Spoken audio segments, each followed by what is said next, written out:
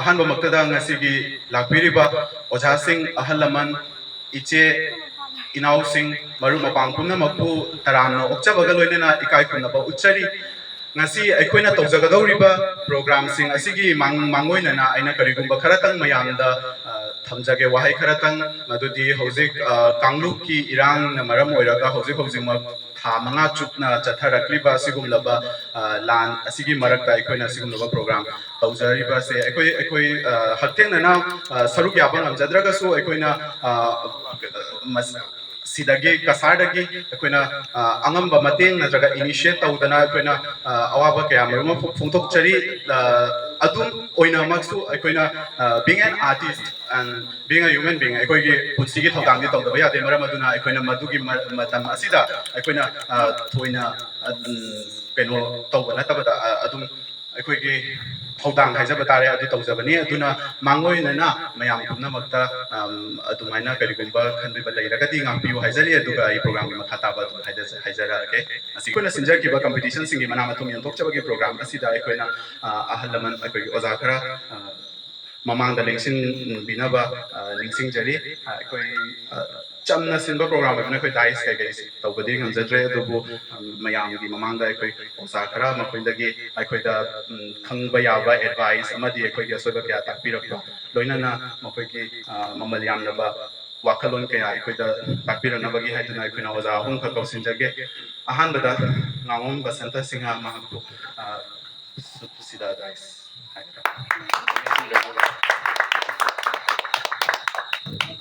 mayam oza singna changakpa matamda hobo kubakna tarana piu haijari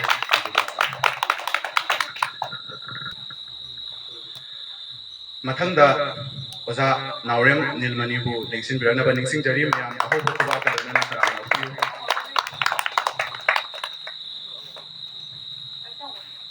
thagachari oza mathangda aikoigi kaka su oiba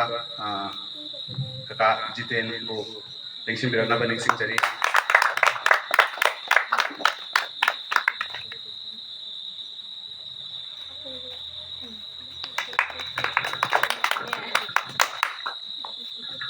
ngasi amalgam na sinjari ba ngasi ki releasing program kam aikoi ki handak chatkiba ningol chakau ba sida short video competition oina RK film production na manipur amadi mapan manipur da leiri ba pumna mak maitai singi oina ko short film competition tawba sida aikoi amalgam su saruk ya jarwe aduki competition aduda aikoi na ahan ba mana winner oijare madugi harau ba phongtok padu aikoi busy schedule na hairaga maram oiraga akoida adugi khudong chabado leikidaba maram na ngasi gi tanja si laujaraga hairiba sida ningol leipun haina aikoina thunjaba short video se aikoina ahanba mana phalakbagi harau ba phongtok chaba plus Nehru Yuva Kendra na sinduna handak traditional amadi aikoigi sana khotnaba isai nomaina chingba kaya gi hendana district level gi oina aduga adugumlaba district level da mangjil tharaglaba sing aduna state level da mukamuk state level da competition tawgada adugumlaba competition aduda aikoina amuksu amalgam na saruk ya jarwe district level dance competition da so aikoina group dance da amalgam first prize palakhi aduga hojiko aikoi state level competition adu chana bagi damakta same sajari madugi first prize aikoina phanglakpado madugi su harau ba phongdok chaba plus covid ki yamna kai haine yamna tawham khangdaba chamamnaba adugumlaba sanglaba period sanglaba matam aduda amalgamna amukka sinjaduna mayam se nauna inkhalak liba youth sing aikoi se kari maina tawba yabage habadi yumdagi thoktana adum leinaba matamduda kari karamba khudong chaba lawba yabage haibagi pandamda aikoina amukka Mr. Mayol amadi Miss Mayol haina thamduna aikoi photo contest ama sinjaki online ai khutangda adu gidda Mr. Mayol amadi Miss Mayol takhibi makoi ani busu ngasi gi khudong chaba si laujaraga aikoina makoi da sumana mathum yanthok chaba loinana handakki amalgamna puthok chaba liklam kasagi oinati ahanba short series oigadori ba sigumlaba liklam gi ahanba episode asi ngasi hojik ma pung taruk taba matanda aikoina release tawjaragani aduna haiba program kumna makasi aikoina ngasi gi numit asi kai thokjaraga amukta da subchanjaraga ꯉꯁꯤꯒꯤ ꯑꯁꯤꯗ ꯄꯥꯡꯊꯣꯛꯆꯕꯅꯤ ꯑꯗꯨ ꯃꯈꯥ programme ꯃꯊꯪ ꯃꯊꯪ ꯑꯗꯨꯝ ꯃꯤꯠꯌꯦꯡ ꯇꯥꯃꯤꯟꯅꯁꯤ ꯑꯍꯥꯟꯕ ꯑꯣꯏꯅ ꯃꯌꯥꯝꯗ ꯍꯥꯏꯖꯅꯤꯡꯕꯗꯤ ꯑꯩꯈꯣꯏꯒꯤ short video competition da aikoina ahan ba mana phanglakiba sigumlaba ningol lipun hairiba short video asida saruk yabi kiba aigi iche sing kanglei ningol amadi mataroi haina thamba thim asigi mathakta aikoi ningol ahumna main oina main lead character da leira matungda tongan tongan ba supporting character kaya ga loina na mapung fahan jakiba adugumlaba ningol lipun asigi character artist sing adu mayam mangda mukta saktak jage ahan ba oina Molina anta linksing birakba linksing jari aduga loina na aikoigi photo session asiso adum kham kha chatha jage samno jaja Cice Molina sak takcha bagi matung da mathang asidi cice mem tombi me amang da amta sak takcha ge ahum asigi marak ta so mutum hen na maru ba role lobby ki ba aikoigi cice ni sidalai center da cice mem tombi me aho ba ku ba ka na aduga Manipur dagi aikoigi video se aduki matik arthalai dai aikoina tawba acting na traga aikoina set liba chari ba pura do yam chamna yam sing na happy genuine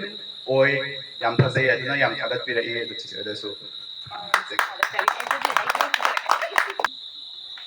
thara point aikoina sak takcha ra bagi matung da aikoina phangjara khiba mana matung sing adu tasena sigi theme se ha ga di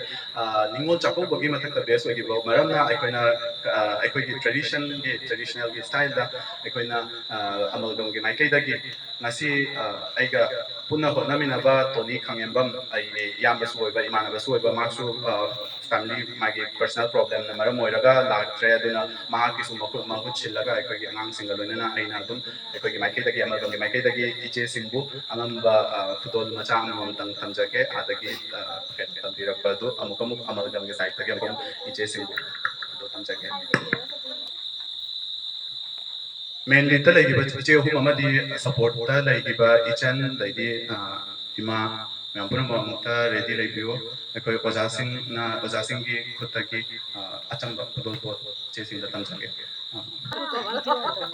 oja ba santa pada khudwa tam halage keno che molina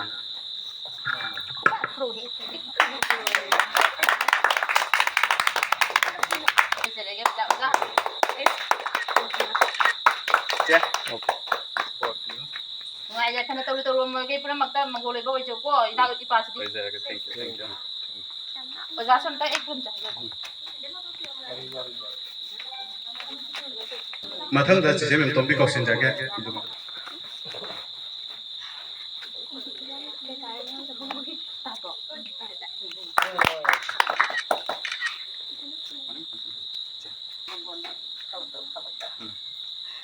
kakas den ibem tombi ngasi laktre aduna ma ki mo silaga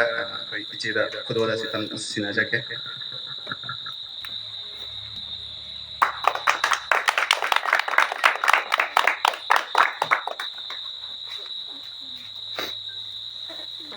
mathang da supporting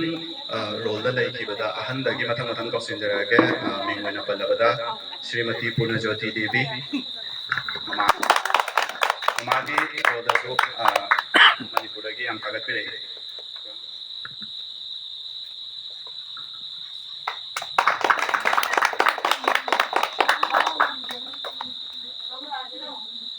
mathang da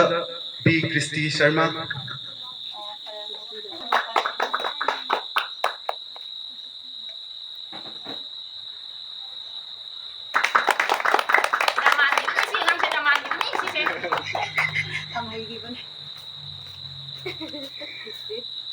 mathang da Elina lakta male aduga hojiki event tombi gi logi badana ta bai che gi tongan ba ma supporting gi amutna question jage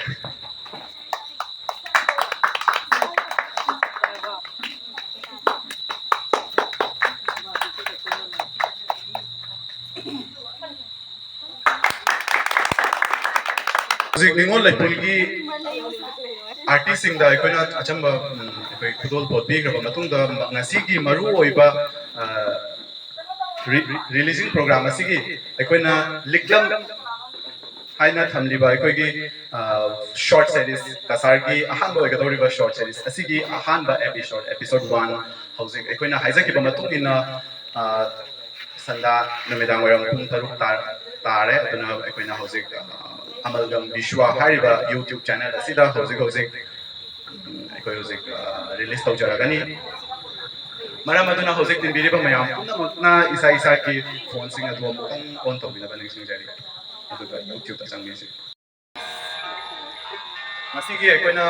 ꯄꯥꯡꯊꯣꯛꯆꯔꯤꯕ ꯔꯤꯂꯤꯖꯤꯡ programme ꯂꯤꯛꯂꯝ ꯍꯥꯏꯔꯤꯕ short series ꯑꯁꯤꯗ ꯁꯔꯨꯛ ꯌꯥꯈꯤꯕ ꯑꯥꯔꯇꯤꯁꯁꯤꯡ ꯃꯌꯥꯝꯒꯤ ꯃꯃꯥꯡꯗ introduction ama pijage ꯑꯩꯈꯣꯏꯒꯤ ꯌꯥꯎꯈꯤꯕ artist ꯈꯨꯗꯤꯡꯃꯛꯇꯤ ꯉꯁꯤ present ꯑꯣꯏꯕ ꯉꯝꯗ꯭ꯔꯦ ꯃꯥꯒꯤ ꯄꯔꯁꯣꯅꯦꯜ ꯄ꯭ꯔꯣꯕ꯭ꯂꯦꯝ ꯈꯔ ꯂꯩꯅꯕ ꯃꯔꯝꯅ ꯑꯗꯨꯒ ꯁꯤꯅꯦꯃꯥꯇꯣꯒ꯭ꯔꯥꯐꯔ DOP ꯑꯣꯏꯔꯤꯕ ꯑꯩꯈꯣꯏꯒꯤ ꯕ꯭ꯔꯗꯔ ꯇꯣꯅꯤ ꯈꯪꯉꯦꯝꯕ ꯃꯥꯁꯨ ꯄ꯭ꯔꯦꯖꯦꯟ ꯑꯣꯏꯕ ꯉꯝꯗ꯭ꯔꯦ ꯉꯁꯤꯒꯤ ꯁꯤꯗ ꯄ꯭ꯔꯦꯖꯦꯟ ꯑꯣꯏꯕꯁꯤꯡ ꯑꯁꯤꯗꯒꯤ ꯑꯗꯨꯝ ꯃꯊꯪ ꯑꯃꯨꯛꯇꯪ ꯑꯗꯨꯒ ꯄꯨꯟꯅ ꯑꯣꯏꯅ ꯑꯗꯨꯝ ꯃꯌꯥꯝ ꯏꯟꯇ꯭ꯔꯣ ꯇꯧꯃꯤꯟꯅꯔꯁꯤ ꯑꯗꯨꯝ ꯃꯌꯥꯝ ꯂꯣꯏ ꯄꯨꯝꯅꯃꯛ ꯁꯤꯗ ꯂꯩꯕ ꯄꯨꯝꯅꯃꯛ ꯂꯣꯏ ꯂꯥꯛꯄꯤꯔꯣ ꯊꯣꯡꯉꯝꯕ ꯑꯗꯨꯒ ꯃꯌꯥꯝꯗ ꯍꯥꯏꯖꯅꯤꯡꯕ ꯑꯃꯅ ꯍꯧꯖꯤꯛ ꯃꯌꯥꯝ ꯄꯨꯝꯅꯃꯛꯅ ꯃꯤꯠꯌꯦꯡ ꯇꯥꯕꯤꯔꯤꯕ ꯀꯔꯦꯟ ꯑꯦꯐꯤꯌꯔ ꯁꯣꯁꯤꯌꯦꯜ ꯂꯥꯏꯛ ꯀꯩꯅꯣ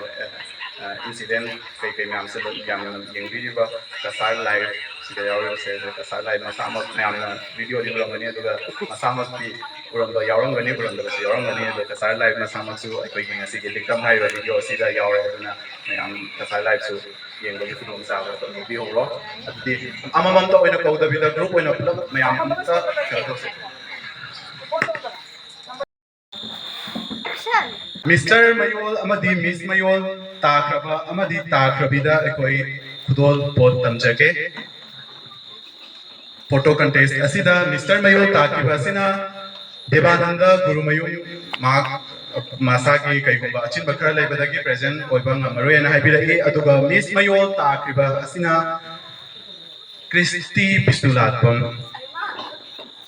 Okay. Christy Sharma gidamakta mayam ahawba kuba kubiduna taramna optiyo Christy Sharma mahakasi Miss Mayo mayam ahawba kuba taramna optiyo Miss Mayo Christy Sharma aduga ekoina aduga manawina yamna likpa senfam katang khudol tamjage kogi amagamgi khumnaba kedagi kakang kamtapiyo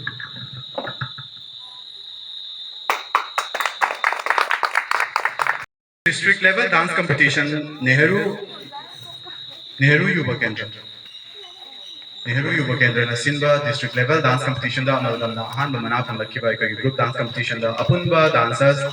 tara patna ekoi participate tawkibani aduga mi tara ki da yengu matam da hadi mokoi prize money yam kaino tawna tawrakte aduga ekoina thada jagi bahati koise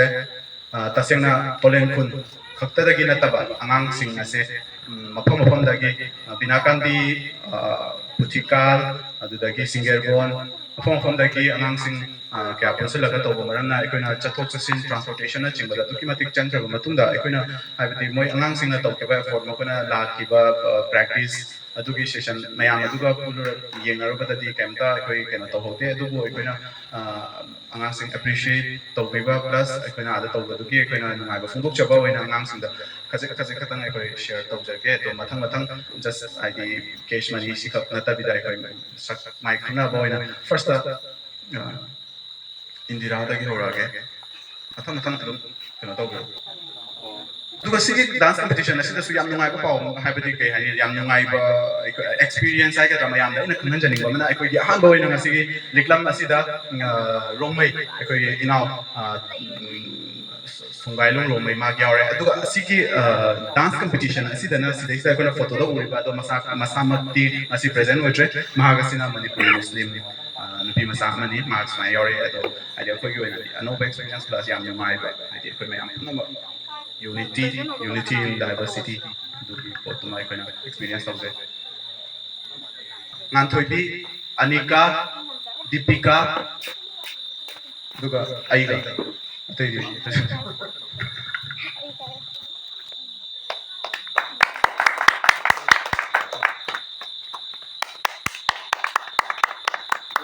Photo kainoda. Mana ani po kasi gise uhalaga, noi gise u. Semja sajariba mayamda yenghanjanabagi damakta mayamgi entertainment gi damakta plus aikoina passion oina aikoina tawliba mayamda adu famnabagi damakta hotnajariba sing adubu capture tawbiriba DOP cinematography punna mayam mangdam ta kausin jage mayam ahoba kubak ta loinana toni khangembam bom ta tarana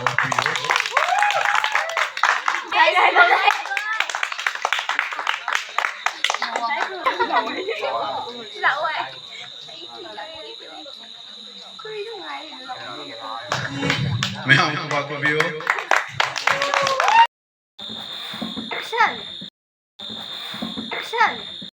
Manisa anta